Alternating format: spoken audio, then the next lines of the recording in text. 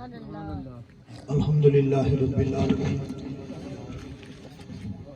والعاقبۃ للمتقین والصلاۃ والسلام علی رسولہ الکریم الامین اما بعد فاعوذ باللہ من الشیطان الرجیم بسم اللہ الرحمن الرحیم یا ایھا الذین آمنوا اتقوا اللہ وکونوا مع الصادقین صدق اللہ مولانا العظیم۔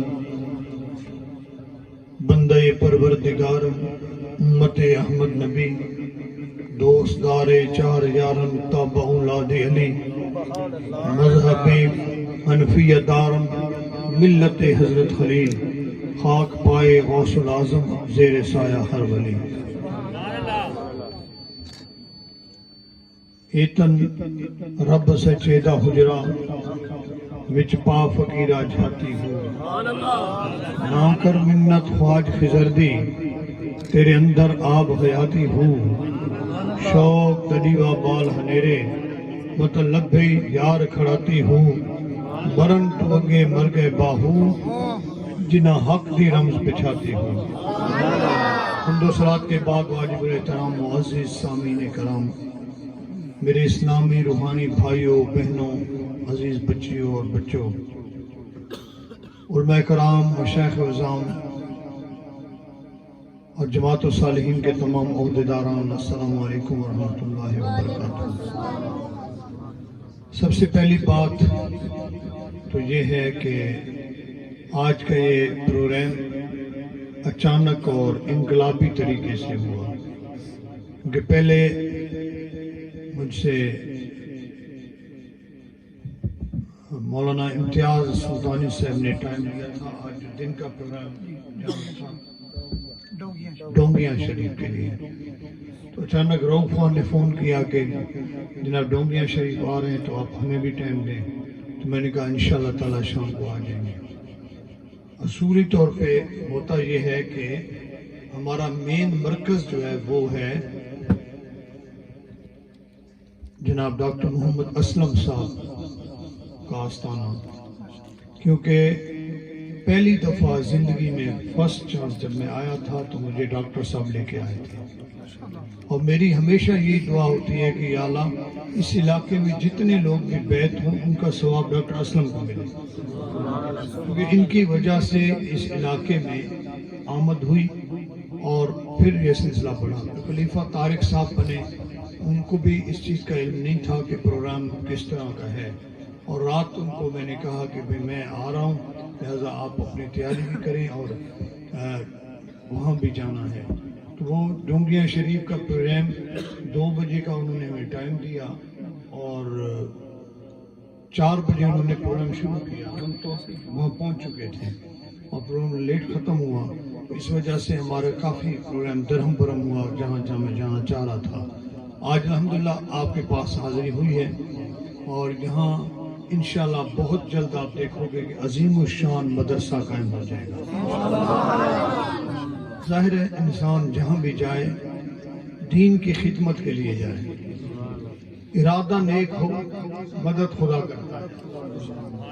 مولا کائنات حضرت علی المرتضیٰ شیر خدا کا فرمان عالی شان ہے، آپ فرماتے ہیں کہ دین سورج کی مانند ہے اور دنیا سائے کی مانند ہے، اگر آپ سائے کے پیچھے بھاگو گے تو سایہ آپ کے آگے بھاگے گا، اور اگر آپ سورج کی طرف بھاگو گے تو سایہ آپ کے پیچھے آئے گا، یعنی آپ کو دین بھی نصیب ہو جائے گا دنیا بھی نصیب ہو جائے گا۔ یہ دنیا کی سب سے بڑی مثال ہے کہ جس شخص کو بھی چاہیے اللہ اس کے رزق میں برکت دے، اللہ اس کے رزق میں اضافہ کرے، تو وہ اللہ کے دین کی خدمت کرے۔ جب وہ اللہ کے دین کی طرف راغب ہوگا رزق خود اس کا عاشق بن جائے گا، روزی خود اس کی دیوانی ہوگی اور دوزی اس کے پیچھے ہوگی۔ تو میرے عزیز ساتھیوں اور بچیوں، آج یہاں پہ جو محفل سجائی گئی ہے جماعت الصالحین کی طرف سے اور دم تھل کے اس دیہات میں ہم حاضر ہوئے ہیں، اور روف صاحب کی جدوجہد ہے، اور خلیفہ طارق صاحب نے ان کے ساتھ جو ہیلپ کی ہے، اللہ تعالیٰ قبول کرے۔ اور ہمارے سارے ساتھی جو بھی ہیں، ڈاکٹر محمد اسلم صاحب، ڈاکٹر اعجاز صاحب اور دیگر جتنے بھی احباب ہیں، قاری محمد طیب صاحب، یہ تشریف لے آئے۔ رب العالمین ان سب کا آنا اپنی بارگاہ میں قبول فرمائے۔ آمین۔ گزارش یہ ہے کہ اللہ کے پاک کلام سے میں نے ابتدائی گفتگو کی۔ خالق کائنات کا فرمان ہے، یا ایھا الذین آمنوا اتقوا اللہ وابتغوا یا ایھا الذین آمنوا اتقوا اللہ وکونوا مع الصادقین۔ اے ایمان والو، تقوی اختیار کرو، اللہ کا خوف رکھو، اللہ سے ڈرو، اور وکونوا مع الصادقین، اور اس کے سچوں کے ساتھ ہو جاؤ۔ اور جب سچوں کے ساتھ ہو جاؤ گے نا تو اللہ پاک تم پر مہربان ہو جائے گا۔ جو بندہ اللہ سے ڈرنے والا ہے وہ کام کیا کرتا ہے؟ اللہ کی عبادت کرتا ہے، اللہ کی ریاضت کرتا ہے، توبہ طیب ہوتا ہے، نیکی کے کام کرتا ہے، حج کرتا ہے، زکوٰۃ دیتا ہے، ذکر الہی میں مشغول رہتا ہے، اور خالق کائنات کو منانے کی کوشش کرتا ہے، انسانیت کی مدد کرتا ہے۔ اللہ پاک فرماتا ہے سب کچھ ہو گیا، یہ تمہارا اتقوا اللہ میں شامل ہے، لیکن رب کو اور زیادہ راضی کرنا ہے، وَقُونُوا مَعَ الصَّادِقِينَ، اللہ والوں کے قریب آ جاؤ، اللہ اور زیادہ راضی ہو جائے گا، یعنی مہر لگ جائے گی آپ کی قبولیت پہ، آپ کی عبادت کی قبولیت پہ۔ جو مہر ہے وہ اللہ والوں کی صحبت ہے۔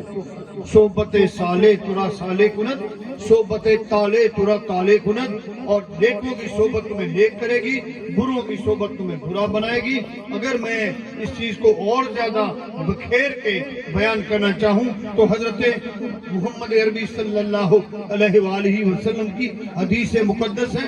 سرکار دو عالم صلی اللہ علیہ وآلہ وسلم فرماتے ہیں کہ بنی اسرائیل کے انبیاء کے دور میں ایک شخص بڑا ظالم تھا، بڑا فاسق و فاجر تھا، بڑا ظالم تھا، قاتل تھا، اور اس نے تقریباً 99 قتل کیے، اور جب 99 قتل کر چکا تو اللہ کا خوف اس کے دل میں پیدا ہو گیا کہ یا اللہ تو مہربان رب ہے، تو کرم فرما دے، میں نے اتنے قتل کیے ہیں، مجھے کوئی راستہ دے دے تاکہ میں معافی طلب کروں اور تو مجھ سے راضی ہو جا۔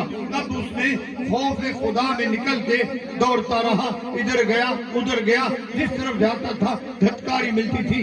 ایک اس وقت میں عالم کے پاس گیا اور اس مولوی کو کہتا ہے، مولانا میں نے بڑے گناہ کیے ہیں، بڑی خطائیں کی ہیں، بڑی لرزشیں ہوئی ہیں، میں نے تقریباً 99 قتل کیے ہیں، کوئی راستہ میرے بچنے کا ہے؟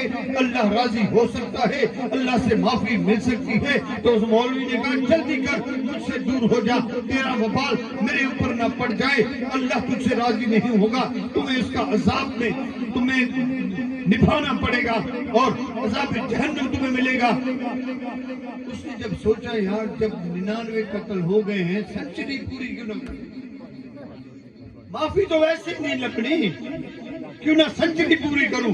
اس نے تلوار اٹھائی، شبیر شاہ صاحب اور اس مولوی صاحب کا سر گردن سے جدا کر دیا، مولوی قتل ہو گیا، مولوی مر گیا، تلوار سے خون بہ رہا ہے اور ٹپک رہا ہے۔ وہ تلوار لے کر سرخ آنکھیں لے کر جب باہر نکلتا ہے تو باہر ایک درویشوں کا قافلہ جا رہا ہے۔ فقیر نے پوچھا، اے اللہ کے بندے یہ کیا راز ہے؟ تمہاری تلوار سے خون ٹپک رہا ہے اور تیری آنکھیں بھی جلال میں سرخ ہے، راز کیا ہے؟ اس نے کہا مجھ سے دور ہو جاؤ، میں آج بہت زیادہ غصے میں ہوں۔ انہوں نے کہا غصے میں ہو، بات کیا ہے؟ کہا کہ میں اللہ سے معافی کی طلب چاہتا تھا، اللہ سے گناہوں کی طلب معافی کی طلب کرنا چاہ رہا تھا۔ مولوی کے پاس گیا، اس سے مسئلہ پوچھا، مولوی نے کہا نہیں بخشش نہیں ہوگی، کوئی راستہ نہیں ہے۔ تو میں نے کہا 99 قتل تو پہلے ہیں، ایک اور کر دوں گا تو سنچری بن جائے گی، 100 ہو جائے گا، یہ بھی ایک نشان تو ہوگا کہ 100 بندوں کا قاتل ہے، کوئی راستہ توبہ کا ہے؟ ان فقیروں نے دیکھا اور کہا بھائی جان اللہ بڑا غفور رحیم ہے، وہ بڑا کرم نواز رب ہے، عدل کرے تا تھر تھر کمبن اونچیاں شانہ والے کہ فضل کرے تے بخشے جامن میں ورگے مکالے. جب وہ اپنے فضل پہ آتا ہے تو وہ کسی سے پوچھتا نہیں ہے. وہ بڑا کریم بڑا رحیم رب ہے, بڑا مہربان رب ہے, وہ کرم کرنے والا ہے. ہاں راستہ ہے, راستہ بچنے کا ہے. کیسے ہے, کیسے معافی مل سکتی ہے؟ کہا ایسے کرو, اس علاقے میں تھوڑا آگے جاؤ گے نا تو اللہ کے کامل ولی کا دربار ہے, اللہ والوں کا دربار ہے. جاؤ اور اللہ کے ولی کی بارگاہ میں جا کر معافی مانگو, اور وہ ولی تیرے لیے ہاتھ اٹھائے گا, تیرا بیڑا پار ہو جائے گا, روٹھا ہوا رب راضی ہو جائے گا.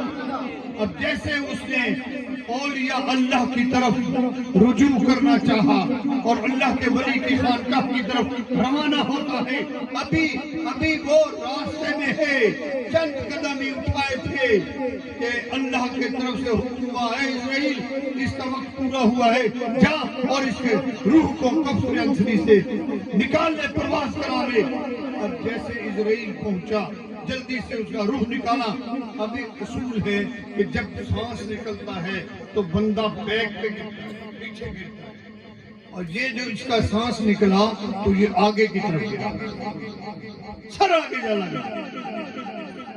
نیکی کے فرشتے بھی بدی کے فرشتے بھی آ گئے اور انہوں نے آ کے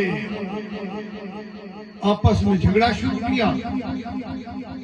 بدی کے فرشتے کہتے ہیں یہ جہنمی ہے, اس کو ہم لوگ جہنم میں لے جائیں گے, اور نیکی کے فرشتے کہتے ہیں نہیں یہ جہنمی نہیں ہے, یہ جنتی ہے, اس کو جنت میں لے جائیں گے. انہوں نے کہا تم دلیل دو, تم ثبوت دو, تم پروف دو کہ اس کے اندر کون سی نیکی ہے, جتنی لائف اس نے گزاری ہے اس میں کیا نیکی کی ہے, یہ تو خطاؤں میں تھا. ان کا ہاں تھا خطاؤں میں, لیکن توبہ کی نیت سے اللہ کے ولی کی طرف جا رہا ہے. نیت توبہ کی اور رخ اللہ والوں کی طرف, اس وجہ سے یہ بخشا گیا ہے, اللہ اس پر راضی ہے. دنیا نہیں ایسے نہیں ہے, معافی مانگی نہیں ہے, ولی کے در پہ پہنچا نہیں ہے. اگر پہنچ جاتا توبہ کر لیتا تو رب کریم ہے, وہ توبہ طیب جو ہونے والے کو توبہ اس کی معاف کر سکتا ہے. لیکن اس نے ابھی تک توبہ کی نہیں ہے, ارادہ کیا تھا, روانہ ہوا تھا, لیکن اس نے توبہ کی نہیں ہے, اور یہ قاتل ہے, 100 بندوں کا قاتل ہے, اور بے گناہ لوگوں کو قتل کیا ہے. اب جب جھگڑا ہوا تو سارے دونوں طرف کے فرشتے اللہ کی بارگاہ میں جاتے ہیں, اے خالق کائنات آپ فیصلہ فرمائیں. میرے رب نے فرمایا کہ یہ ولیوں تک پہنچا نہیں تھا. کہا جی نہیں حضور, یہ ابھی نکلا ہی تھا کہ مر گیا. رب کائنات فرماتے ہیں جاؤ زمین کو پیمائش کرو, معاف کرو. اگر یہ ایک بالش بھی اللہ کے ولیوں کی طرف بڑھ گیا تو اس کے گناہ معاف, اور ایک بالش بھی اللہ کے ولیوں سے پیچھے ہٹ گیا تو یہ جہنم. اب جب فرشتے گئے, جو سزا والے فرشتے تھے وہ بڑے خوش کہ بھئی ولیوں کا دربار تو بڑا دور تھا, وہاں تک تو پہنچنے میں بڑا ٹائم تھا, اس نے چند ہی قدم لیے تھے کہ مر گیا. لیکن اس کو یہ پتہ نہیں ہے کہ ادھی راتی رحمت رب دی بلند کرے آواز آ. جب آدھی رات کو رب کی رحمت بلند آواز کرتی کہ ہے کوئی بخشش مانگنے والا, کھلا ہے دروازہ, رب کا دروازہ کھلا ہے کوئی بخشش طلب کرنے والا, آ جائے میری طرف, میں اس کی بخشش کا راستہ بناتا ہوں اور میں اس کو بخشش کے اور نجات کی خوشخبری دیتا ہوں. اب خالق کائنات اپنی رحمت پر تھے, رب ذوالجلال ولی کرام نے زمین کو حکم لگا دیا, اے زمین اپنی ترابوں کو کھینچ لے اور اللہ کے ولی کے قریب کر دے, تاکہ یہ جس نیت سے گیا تھا اس کی نیت کے بغیر میں اس پہ راضی ہو گیا, میں اس کے گناہوں کو معاف کر دوں. گناہ معاف. اور جب پیمائش کی گئی تو وہ ایک بالش ولیوں کی طرف بڑھ گیا, اور رب کائنات نے فرمایا اس کو جنتی قرار دے دیا جائے. اب وہ ہو گیا جنتی. صحابہ نے آقا پاک صلی اللہ علیہ وسلم کی بارگاہ میں عرض کیا یا رسول اللہ یا حبیب اللہ فداک ابی و امی الیک یا رسول اللہ، ہمارے ماں باپ آپ پر قربان ہو جائیں، یہ کیا راز ہے، کیوں ایسا ہوا؟ رب نے فرمایا کہ اللہ اپنے دوستوں سے بڑا پیار کرتا ہے، اور رب ذوالجلال والاکرام نے فرمایا کہ اگر یہ ایک بالش کے پیچھے رہ جاتا تو کوئی بھی بندہ میرے دوستوں کی طرف جانے کا ارادہ ہی نہیں۔ اب ہر بندے کے اندر توبہ کی امید ہوگی، اور توبہ کی امید سے جب میرے دوستوں کی طرف جائے گا، میرے ولیوں کی طرف جائے گا، تو ان ولیوں کے صدقے ان کی توبہ قبول ہو جائے گی، ان کی بخشش کا ذریعہ بن جائے گا۔ اس لیے میں نے زمین کو آرڈر کر دیا، زمین اپنی ترابوں کو کھینچ لے اور ولی کی طرف چلا جا، تاکہ قیامت تک یہ سلسلہ بند ہو جائے اختلاف کا کہ لوگ ولی کے در پہ مت جاؤ، کچھ نہیں ملتا۔ اب ہر کوئی کہے گا ولی کے در کی طرف رخ کرو تو سب کچھ مل جائے۔ آج اس زندہ حقیقت میں آپ کو ایک بات بتاؤں کہ نبی پاک صلی اللہ علیہ وسلم آپ کو جانتے ہیں، سرکار کا فرمان ہے کہ جب بھی تم اس دنیا کے امور میں پریشان ہو جاؤ، کوئی راستہ نہ ملے، تو اہل قبور سے رجوع کرو۔ سبحان اللہ۔ کس سے؟ اہل قبور سے۔ اہل قبور سے۔ اے بابو، اہل قبور کے پاس جانے سے کیا ملتا ہے؟ ان سے رجوع کرو گے، مراقبہ کرو گے، وہ تمہیں نشاندہی کر دیں گے کہ یہ کام ایسے ہے، یہ کام ایسے ہے۔ سبحان اللہ۔ اب میں آپ کو بتاؤں کہ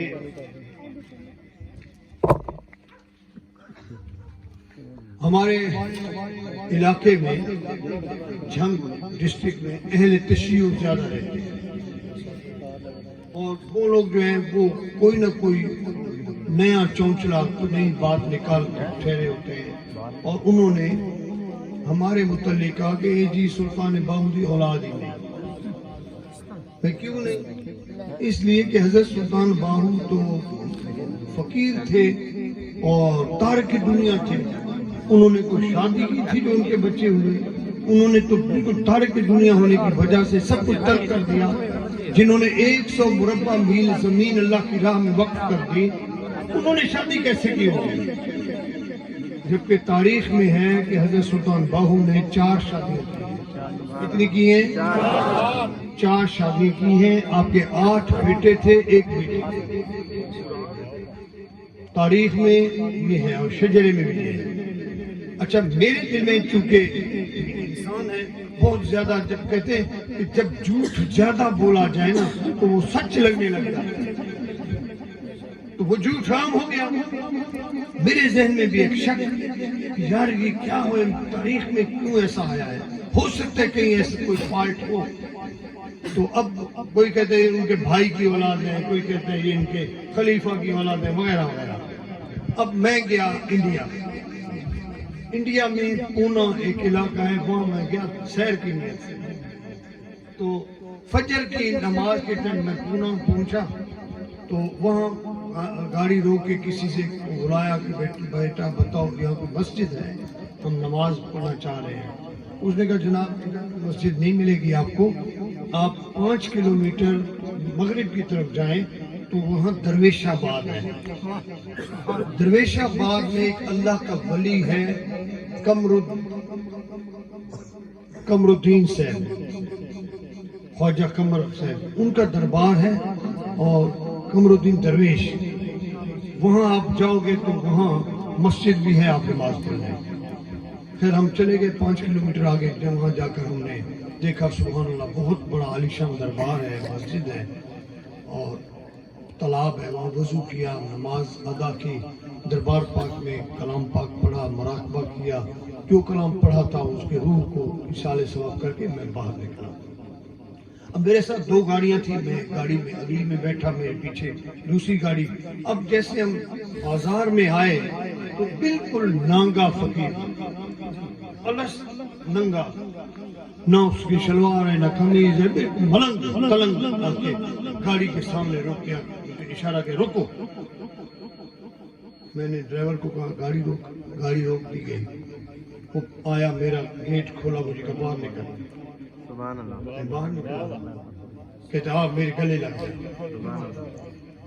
अब वो मैं उनके गले लगा, मुझे अच्छी तरह से भींच के कहता है कि आप हजरत सखी सुल्तान बाहू के बेटे हो।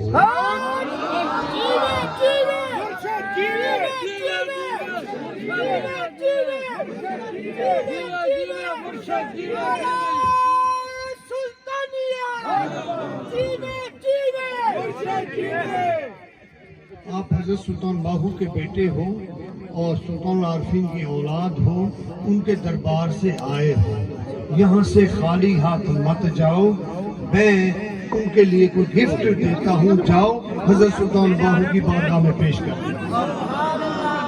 मैं रुक गया, वो गए शॉप पे, दुकान पे। वो दुकान पे गए और उन्होंने जाके चादर ली दरबार पे डालने के लिए, अगरबत्तियां ली, अतर लिया, फूल लिए और लेके सीधा आया मेरे पास और दरवाजा खोल के मुझे कहता है कि ये हजरत सुल्तान बाहू को पेश करना और अर्ज करना कमरुद्दीन दरवेश ने आपकी बारगाह में। सुभान अल्लाह।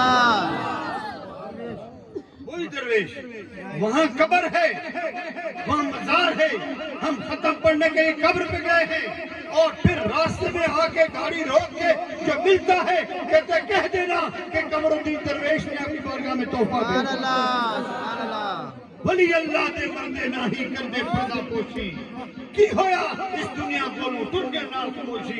अला इन्ना औलिया अल्लाह है ला यमूतूना बल यंतकिमूना मिन दारिल लदान। खबरदार, बेशक अल्लाह के वली मरते नहीं बल्कि एक घर से दूसरी घर मुंतकिल हो जाते हैं और वही सबर है।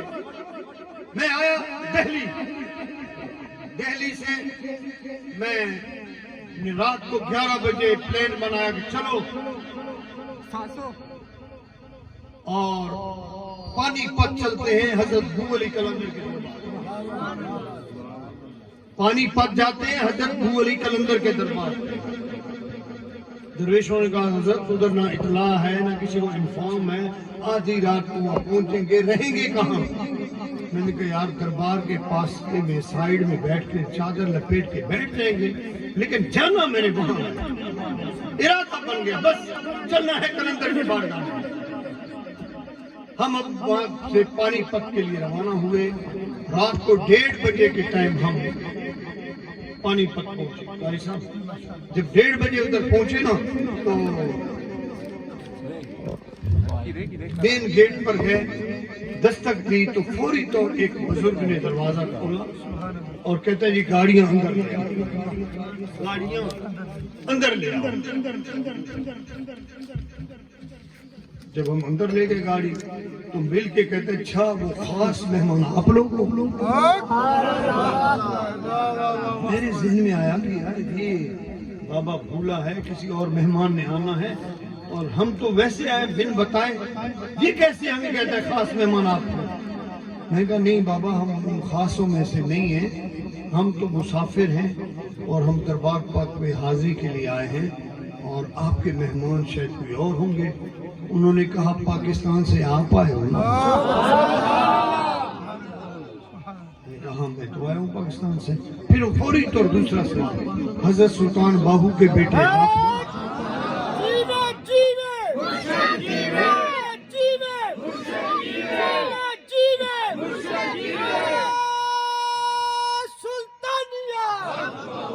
मैं हैरान कि ये क्या कह रहा है। मैंने कहा बाबा मुझे समझ नहीं आई। कहते हजरत सुल्तान बाहू के बेटे आप हो? मैंने कहा जी मैं हूँ।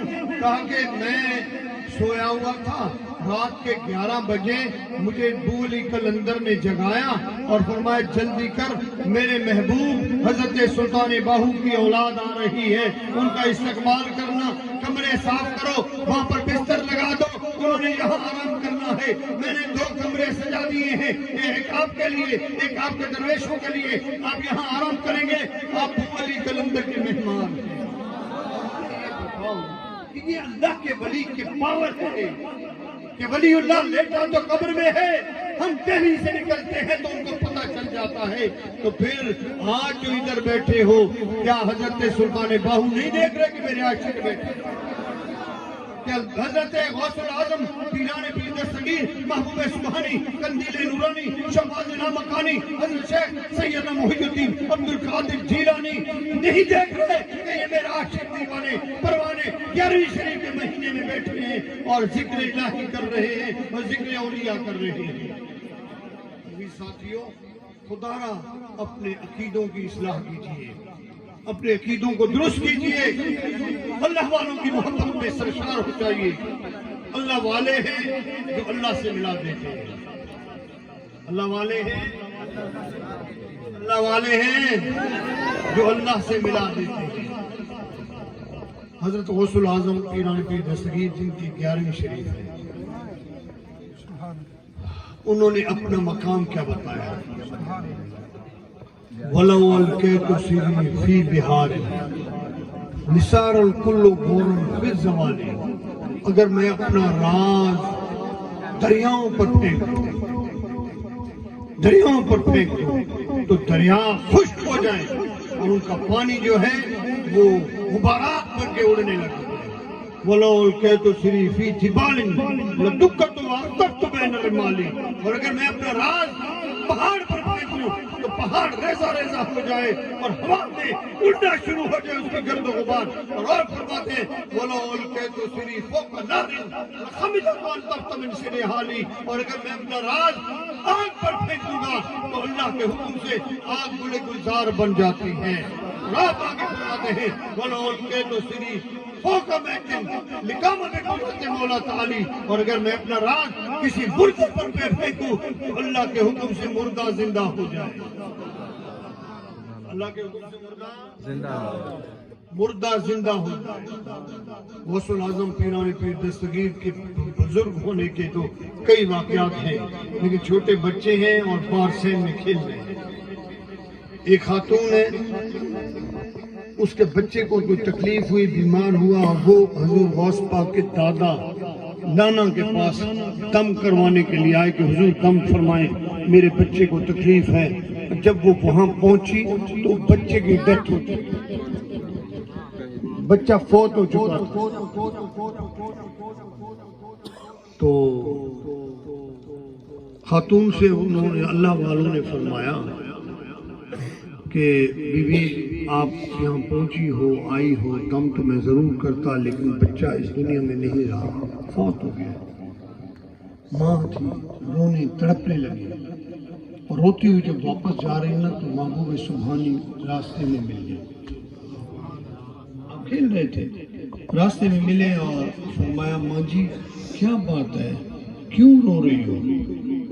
کہا کہ جی میرا بیٹا فوت ہو گیا ہے, آپ کے نانا نے کہا کہ بچہ مر گیا ہے, اب میں کیا کروں؟ فرمایا جا نانا کو کہو کہ مجھے بچہ زندہ کر کے دو. سبحان اللہ. جب واپس گئی تو ان کا نہیں, یہ خالق کا کام ہے, میں اس کام میں ہاتھ نہیں ڈالتا. جب واپس آ رہی روتی ہوئی کہ جو نانا نے جواب دیا تو آپ نے اس کو کہا اماں جی بچہ مجھے دکھا دو. جب دکھایا تو کہا یہ کدھر مرا, یہ تو زندہ ہے. ہاتھ میں لیا کرو, یہ تو زندہ ہے. بچہ زندہ ہو گیا.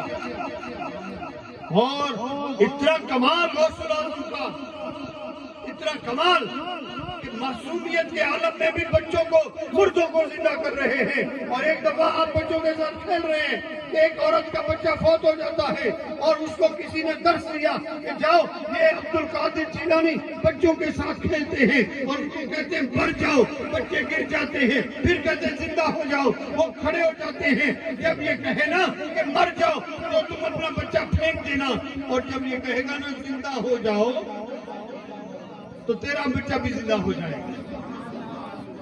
اب اسی طرح ایک عورت نے اس طرح کیا, اور غوث پاک بچوں سے کھیلتے ہوئے کرتے مر جا, سارے کے سارے بچے گر جاتے. پھر فرمایا زندہ ہو جاؤ, زندہ ہو جاتے. عورت نے بھی اپنا بچہ پھینکا, فرمایا زندہ ہو جاؤ. تو سارے بچے جو زندہ تھے وہ کھڑے ہو گئے, لیکن وہ جو مردہ تھا وہ نہیں ہوا کھڑا. غوث پاک قریب آئے, کہا میری آواز تم نے نہیں سنی, زندہ ہو جا. وہ مردہ تھا، آخر جلال میں آ کے کہتے کم بے اذنی، میرے حکم سے زندہ ہو جاؤ، بچہ زندہ ہو جاؤ۔ یہ کمال، یہ منزلت غوث اعظم کی ہے۔ میں مختصراً ایک بات عرض کروں، آج چونکہ غوث پاک کا مہینہ ہے تو میرے دل میں خیال آیا کہ محبوب سبحانی قطب ربانی حضرت شیخ سید محی الدین عبد القادر جیلانی کا ذکر ہو۔ میں مدینہ طیبہ میں تھا، اعتکاف میں بیٹھا تھا، تو وہاں میں نے ایک بچے کو جو مدرسے کا طالب علم تھا اس کو بلایا اور اس کو کہا یار مکہ کی ایک کتاب ہے جس کا نام ہے حیات الحیوان، حیات الحیوان، وہ 2 بابوں میں ہے، بہت بڑی کتاب ہے، ضخیم کتاب ہے، اور 500 صفحات کی اور 1000 صفحے 2 جلدوں میں آتے ہیں، 2 جلدوں میں ہیں۔ تو وہ حیات الحیوان لے آیا، اس میں مختلف باب ہیں، تو ایک باب ہے جس کا نام ہے باب الدجاج، یعنی مرغی کا باب۔ وہ جب میں نے کھولا نا تھی ساری عربی میں، تو اس میں اب دیکھو لوگ کہتے ہیں جی عرب میں تو ولیوں کو نہیں مانتے، تم لوگ ولیوں کو کیوں اتنی کرامات ان کی بیان کرتے ہو؟ اب یہ سعودی عرب مکہ مکرمہ کا چھاپا خانہ، لکھنے والے وہاں کے، اور تقریباً میرا خیال امام حنبل کی لکھی ہوئی کتاب اور سلسلہ حنبلی سے تھے ان کی کتاب، اور سعودی عرب کا چھاپا خانہ عربی میں لکھی ہوئی اب بھی میرے پاس ہے۔ اس کتاب میں باب الدجاج میں نے جب جا کر دیکھا پڑھا تو پیران پیر دستگیر عبد القادر جیلانی کی کرامت، یعنی یہ کرامت کیسی آ گئی؟ اس میں یہ لکھا تھا کہ ایک عورت کا شوہر مر گیا اور اس کا بچہ معصوم تھا، چھوٹا تھا۔ اس عورت کے دل میں آیا کہ میرے پاس تو کچھ نہیں ہے، میں اپنے بچے کی پرورش کیسے کروں گی؟ کیوں نہ لے جاؤں محبوب سبحانی شیخ عبد القادر جیلانی کی بارگاہ میں کہ حضور میرے بچے کی آپ اس کا خیال رکھیں اور اس کو پڑھائیں بھی صحیح، اس کے کھانے پینے کا بھی خیال کریں۔ اب وہ خاتون جب غوث پاک کے پاس آئی نا بچے کو معصوم کو لے کر، تو وہاں آ کر اس غوث پاک سے کیا کہتی ہے؟ حضور قبلہ یہ میں تواڈے کول اپنا بیٹا لے آئی ہوں، انہوں اپنے ورگا پڑھاؤ۔ کیا کرو؟ بولے تو صحیح، اپنے ورگا بنا، اپنے جیسا بنا۔ غوث پاک نے فرمایا بی بی چھوڑ جاؤ۔ اب وہ چھوڑ گئی نا، کچھ دنوں بعد ماں تھی بچے کی محبت نے اس کو ستایا اور بچے کے لیے آ گئی ملنے کے لیے۔ جب آئی تو دیکھا غوث پاک پلنگ پہ جلوہ گر ہیں، مرغی کا گوشت تناول فرما رہے ہیں، اور جو ہڈیاں خالی ہوتی ہیں پھینکتے ہیں، وہ بچے کو کہتے ہیں یہ تو چوس لے۔ وہ ہڈیاں وہ بچہ چوس کے وہ پھینکتا جا رہا ہے۔ اب ماں نے جب یہ حالت دیکھی تو اس کا دل بڑا دکھا اور رو کے کہتے ہیں پیران پیر دستگیر عبد القادر جیلانی، میں نے تو آپ کو لجپال سمجھ کر اپنا بچہ آپ کے حوالے کیا تھا، یتیم بچہ تھا، اس کو کھلانے کے بجائے آپ نے کمزور پاگل کر دیا، وہ ہڈیاں چوس رہے اور خود آپ ککڑ کھا رہے ہو، گوشت کھا رہے ہو۔ غوث پاک نے فرمایا مائی یہیں بیٹھ جاؤ، اجلس۔ میں بیٹھ گئی، آپ نے لنگر تناول فرما لیا، بچے کو کہا جتنی ہڈیاں ہیں نا یہ اکٹھی کر کے رکھ دیں، اکٹھی کر کے رکھی۔ غوث پاک نے اس مرغی کے ہڈیوں کو سامنے کیا اپنے، ان پر رکھا ہاتھ اور فرمایا کم بے اذن اللہ، اللہ کے حکم سے زندہ ہو جاؤ۔ وہ مرغی میں گوشت بھی آ گیا، پر بھی آ گئے، اس کا سر بھی جڑ گیا، مرغی زندہ ہو گئی، کڑک کڑک کرتی ہوئی باہر نکل گئی۔ اس خاتون نے دیکھا اور فرمایا حضرت یہ کیا راز ہے؟ آپ نے فرمایا بی بی تم نے کہا تھا نا کہ اس کو اپنے ورگا بناؤ، تو اب یہ جو ہڈیاں چوس رہا تھا، جس نے یہ مرغی زندہ کرنے کے قابل ہوگا پھر مرغی پھر کھا سکتا ہے، جب مرغی کو زندہ کرنے کے قابل ہوگا۔ یہ وہ کامل ہستیاں ہیں جنہوں نے انسانیت میں ایسے کام کر کے دکھائے ہیں کہ رب ان پر راضی ہو گیا، انہوں نے عبادت کی ہے، ریاضت کی ہے۔ 40 سال تک غوث اعظم نے عشاء کے وضو سے فجر کی نماز پڑھی ہے، ایسے ولیوں کے لیے خالق کائنات نے قرآن مجید میں فرمایا ہے والذین یبیتون لربہم سجدا و قیاما، ان کو ہمیشہ آپ رکوع میں، قیام میں اور سجدوں کی حالت میں دیکھو گے، یہ وہ اللہ کے کامل ولی ہیں۔ جیسے علامہ صاحب حافظ قاری طیب صاحب فرما رہے تھے کہ ہم ان کو نہیں مانتے جو صرف چھتے تو بڑھا لیتے ہیں لیکن دین نہیں جانتے۔ حقیقت تو یہ ہے کہ ولی کی نشانی ہی نماز پڑھنا ہے، عبادت کرنا ہے، اور جو ولی نماز نہیں پڑھتا، جو عبادت نہیں کرتا، وہ ولی ہو نہیں سکتا۔ جس طرح حضور غوث العظم پیران پیر دستگیر کا فرمان ہے کہ اگر کوئی شخص ہوا میں مصلی بچھا کے نماز پڑھ رہا ہے اور اس کو آپ شریعت سے تارک دیکھیں تو وہ شیطان تو ہو سکتا ہے ولی نہیں ہو سکتا۔ اگر وہ پانی میں مصلی بچھا کے کھڑا ہو اور وہاں نماز پڑھ رہا ہو لیکن تارک شریعت ہو، شریعت کا پاسدار نہ ہو، وہ بھی شیطان ہو سکتا ہے، ولی نہیں ہو سکتا۔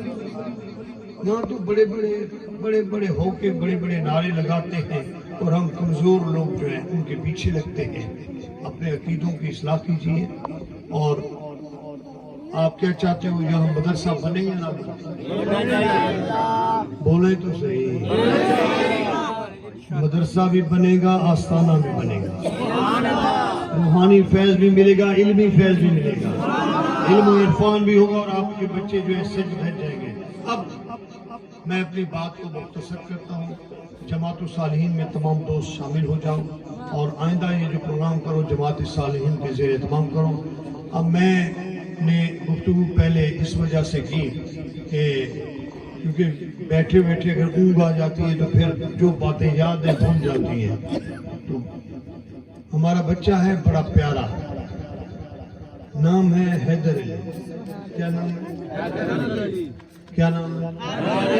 آپ نے دیکھا سنا ہے، نعت پڑھتا ہے، مزہ آتا ہے۔ تو اس کو میں چاہ رہا تھا کہ آپ اگر حیدر علی سلطانی کو سنو گے تو ضرور آ جائے گا۔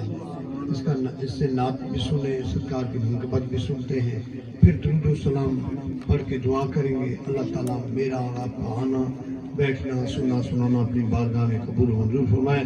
یار زندہ صحبت باقی وآخر دعوانا ان الحمدللہ رب العالمین۔ حضرت سلطان باہو فرماتے ہیں چڑھویں چنا تکر روشنائی، تیرا ذکر کریں دے تارے ہو، گلیاں دے وچ پھرن نمانے، لالاں دے بنجارے ہو، شالا مسافر کوئی نہ تھیوے، کک جنا تو بھارے ہو، تاڑی مار اڈانا باہو، اساں آپے انہی بھارے ہو۔ میں حیدر علی سلطانی سے گزارش کرتا ہوں کہ کھڑے ہو جائیں اور آقا پاک صلی اللہ علیہ وسلم کی شان میں ثنا پیش کریں۔